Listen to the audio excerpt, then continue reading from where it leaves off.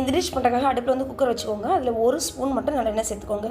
4-5 சின்ன வெங்காயத்தை நல்லா இடித்து சேர்த்துக்கோங்க. அப்போ தான் டேஸ்ட் வந்து சூப்பராக இருக்கும். 1 டேபிள் ஸ்பூன் போல் இஞ்சி பூண்டு பேஸ்ட்டு, சின்னதாக ஒரு பிரியாணி இலை, 1/2 ஸ்பூன் கல்லுப்பு, 10 போல் மிளகு, 1 ஸ்பூன் சீரகம் இதையும் இடித்து சேர்த்துக்கோங்க. 1/4 ஸ்பூன் மஞ்சள் தூள்.